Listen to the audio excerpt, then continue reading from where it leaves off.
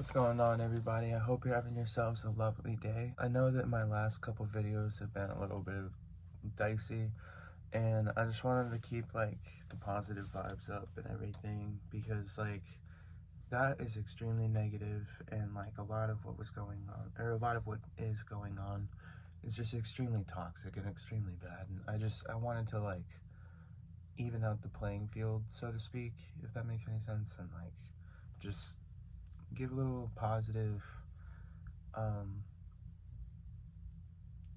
well, something you can take a positive away from, if that makes any sense. Leave a like if you enjoy, subscribe if you're new, hit the notification bell, all that YouTuber stuff, and let's get right into it. So this story time is going to be one that happened a long time ago, and it's actually a story that I told on my old channel. It's one of the first stories. I have a lot of stories that I'm going to tell on here that are not from my old channel. I just want to say that it's just some of these stories I feel like are like extremely personal, and I want to like share them because you can like learn a lot from them, and like I want to get everything I can off my chest, if that makes any sense. I'm kind of nervous too. So this is gonna be the story of the time that I crashed my car on fucking Xanax. This was like the worst fucking experience I've probably ever had with drugs, or well, at least one of them. I've had like a lot of bad ones. This happened back when I was like fresh out of college or something like that. Like I had just dropped out, and I had just gotten back into like doing Xanax, and like for some reason with me, I don't know if anyone else can relate to this, but in addiction, after a while, like you haven't relapsed on it, you just want to do like a fuck ton more, and like more like normally, and like more like on a schedule and everything. uh for me, like I just randomly like started doing hella fucking bars. I was just really like depressed. This one night my friends hit me up to go and like get some Zans, and they just wanted to like drink and smoke. And the thing is that like I don't really fuck with drinking, but I fuck with Zans. Or like I don't fuck with Zans anymore, but like I used to fuck with Zans pretty heavy. They just hit me up one day and they were like, yo, let's go get these, and I was like, fuck it, bet, let's go.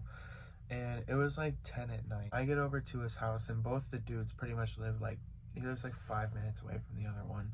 So we head over to both of their houses, and I pick them up, and uh I ask him where we're going to get the Zans, because like there's a lot of fucking plugs in Flower Mound for Zans. I asked them where we were going, and they said it was like a fucking 30-minute drive, and I'm like, it's like 10:15 right now, bro. Like, what the fuck? Why are we doing that? This is after all the shit like, I don't know what this is after all the shit had happened with me almost getting arrested at 3 in the morning, which is definitely, it's gonna be another story time. This after all that shit happened, so I don't know why the fuck I was hanging with them. But I was just like nervous, because after that I was like, fuck going out at night. We head over there because like I just agreed for whatever reason.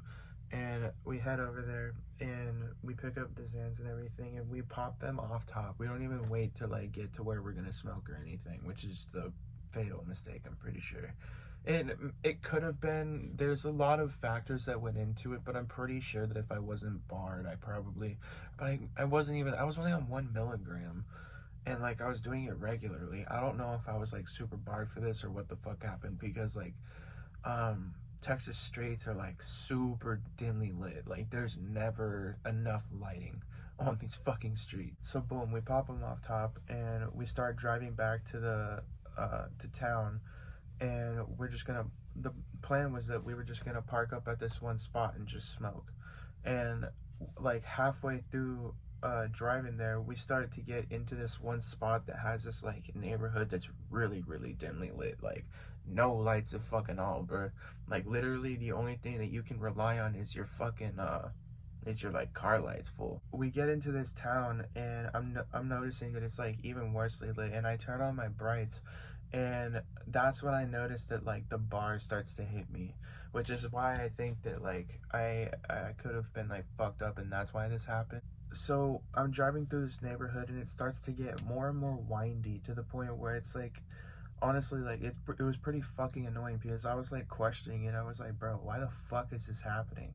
we get to this one part that's literally an L turn, and for some reason it has no stop sign, no warning, no anything. It is literally just a straight up L.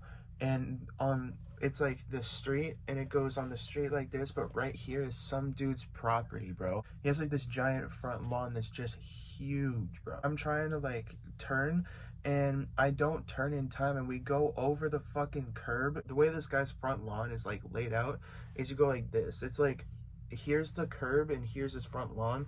You go down into like a dip, and then you go back up onto his front lawn, like officially, you know?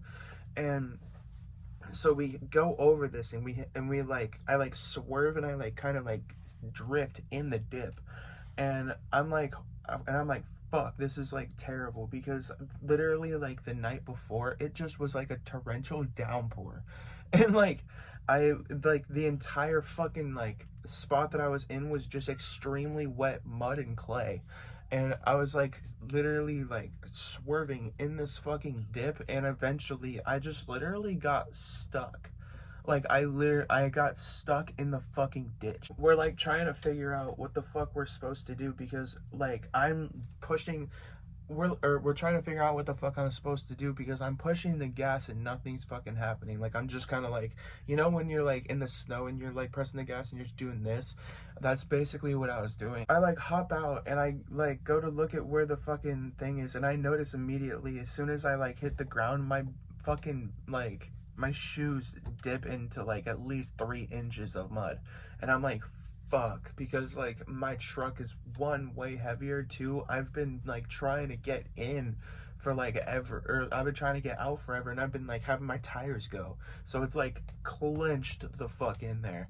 And I'm just like seeing my whole like life flash before my eyes, because it's like literally 11:30 at fucking night. All of my family's asleep, all of their families asleep. We are on just some goon shit.